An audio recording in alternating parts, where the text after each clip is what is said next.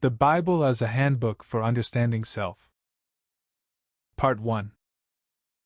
By Shane Miller. Foreword. The great question in the minds of biblical scholars has always been how much of the original text of the Bible has been altered. In the countless translations through the centuries, what changes have occurred in putting it into a different language? Many words have no direct equivalent in another tongue. Also, what alteration has resulted from conflicting meanings within a language? A great deal of revising is going on today. The earliest form of writing was a picture or a series of pictures to convey an idea. Later symbols were developed to express sounds heard in speech. Our modern form of written communication is largely this. Today we are beginning to find that our dreams, which occur as pictures or a series of pictures, tell us what we need to know of our deeper selves during sleep. On the basis of this, we might say that pictures make up the language of the unconscious mind. Speech and the written word, on the other hand, might be said to be the language of our conscious intellect. Two areas of the Bible have long baffled the earnest student. These are the first 3 chapters of Genesis, which deal with creation and the coming of man, and the book of Revelation. The books of the prophets are also difficult to understand because of the visions and dream symbols recorded in them. The language of the unconscious was well understood by the ancients who compiled the various books which go to make up the Bible. To the modern man who will take the trouble to learn this first language, the true message need not be lost. As long as the words convey the original imagery and forms, no amount of revision on the level of the intellect can destroy that first vision. This is the premise upon which we have based our entire treatise. Part 1. The Bible Summarized. The Bible is all one book, and it bears witness to one God.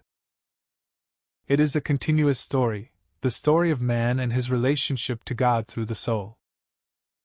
It is a progressing, unfolding story of truth, and nothing in it is told at once, or once and for all.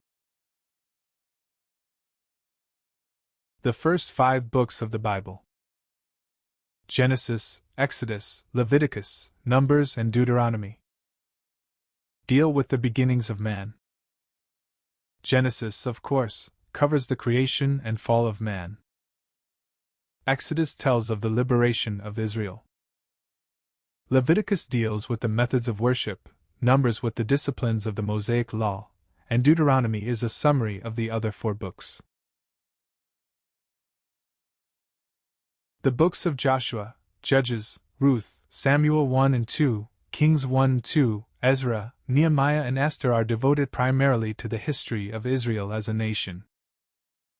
This history portrays a form of dictatorship at first, followed by a rule by judges and elders, as a government by wise men, down to a royal line of kings. About this time we come to a fine long list of the mistakes that followed, which came about, perhaps, because too much trust had been placed in the princes and kings. The literature of Israel is summed up in Job, Psalms, Proverbs, Ecclesiastes, the Song of Solomon, and Lamentations. It is interesting that no one seems to know the origin of the book of Job. Theologians have speculated that it is older than Genesis. The Cayce readings tell us that it was written by Melchizedek as an allegory or story of mankind in the aggregate. It is not the story of any particular man at any one time or place, but rather of collective man. After the literature of Israel we come to the prophets and exhorters. These are the wonderful old characters such as Isaiah, Jeremiah, Ezekiel, Daniel, Hosea, Joel, Jonah, Micah, Nahum, Habakkuk, Zephaniah, Haggai, Zechariah, and Malachi. Their stories are found primarily in the books which bear their honored names. With Malachi we come to the end of the Old Testament. The prophets of Israel not only warned the people of impending calamity but reiterated promises of a Messiah. The prophecies told what the Messiah would be like and asserted that his own would know him not.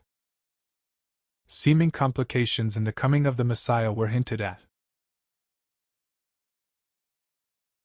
The Christian era.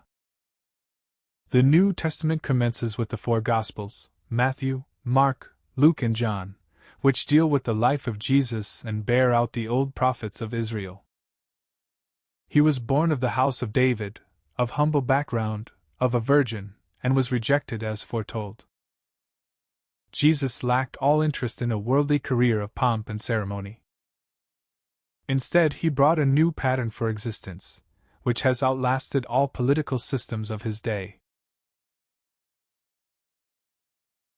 The book of the Acts, which follows the Gospels, is a record of the disciples' activities after the Ascension, when Jesus had physically left the scene. As the apostles and their followers came together in the old meeting places, new teachers rose up among them. There was a veritable epidemic of healing miracles of all kinds, with remarkable events occurring in the lives of otherwise ordinary persons. The book of the Acts shows how the early church was begun, and how it spread around the Mediterranean area. Paul, the great teacher, kept in contact with the new congregations through his epistles, which we find indicted to the Romans, Corinthians, Galatians, Ephesians, Philippians, Colossians, Thessalonians, and others. Some letters were written to helpers such as Timothy, Titus, and Philemon. One letter was written to the Hebrews. The book which follows is that of James, head of the Church, while it had its headquarters in Jerusalem before Rome became the place of the Holy See. EDGAR CAYCE designates this James as one of the brothers of Jesus. Next come the two letters of Peter, and then 1st, 2nd, and 3rd John. There follows the book of Jude, identified in the readings as Jesus' other brother. The last book in the Christian Bible is the Revelation of St. John the Divine. Unfortunately, perhaps, this book has posed more mysteries than it has furnished revelations. Theologians have talked and wondered about it endlessly, and it has been interpreted in many different ways. EDGAR CAYCE tells us that it was very nearly omitted from the Bible. However, the Revelation has been one of the books that the CAYCE material has turned its full light upon. Apparently, it is a very personal type of book. It might best be described as a manual of discipline for the use of the individual as he seeks to understand something of the relationship to his source through the soul. It is a roadmap, a book of instructions, and a chart of the anatomy of the soul in all its relationships. Later on we will go into this more fully, but for the moment we have come to the end of our summary of what is to be found in the Bible, and where.